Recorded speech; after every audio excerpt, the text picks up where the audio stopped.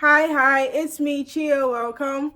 Class is in session, and today's class is about past and present tense. These are the two main types of tenses when writing. Let's start with past tense. This means writing about events that have already happened. It is the more common type of tense, so you see it in most of the books you read. It is often advised to write in past tense because readers are so used to it that it feels so natural when they read it and they do not notice it. It is also more believable.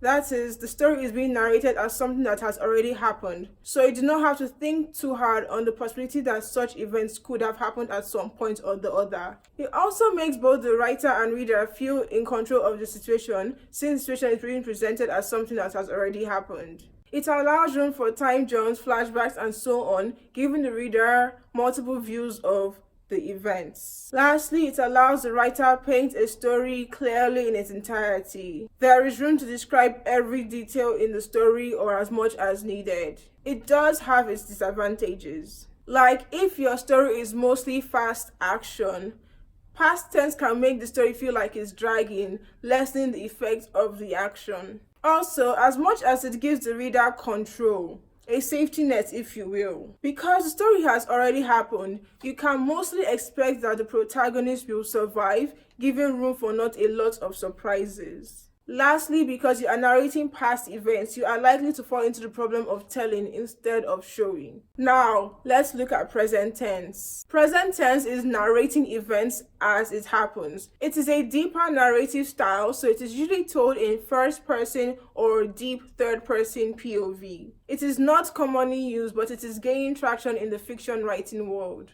It is good for drawing readers into the story, making them feel more present and connected to the events as they go. It is good for stories with short time frame or fast-paced action. Lastly, it is good for when you want to get into a character's mind. You get to see how they react to situations in the moment and get into their mental states. Its benefits are very promising when written well. However, its disadvantages are very glaring when written poorly. Like, it prevents the writer from fluidly moving through different time frames.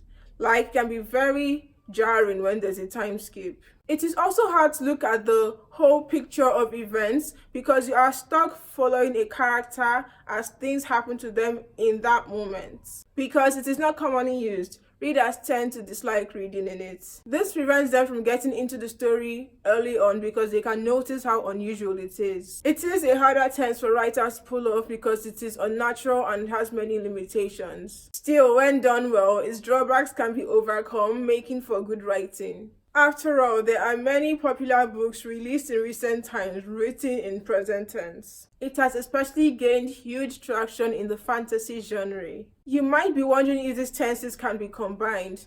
It is possible, but in a limited way. Firstly, it is the correct way to write dialogue. Even when writing in past tense, the dialogue stays in present tense because it is recounting how the conversation actually happened. It can also be used when the narrator wants to talk directly to the reader. The narrator can be telling you a story in past tense, but break to tell you how they felt in the situation or their opinion about that situation and so on. This is called breaking the fourth wall. It is a narrating style that can be seen as engaging or distracting from the main plot of the story, so when using it, use it carefully. At the end of the day, your choice in tense is dependent on your preference, your skill set, your known audience, and what type of story you are telling. From the importance and personality of your narrator, whether the MC, a side character, or a non-character, to the time frame of the story, that is, if it occurs within hours, days, weeks,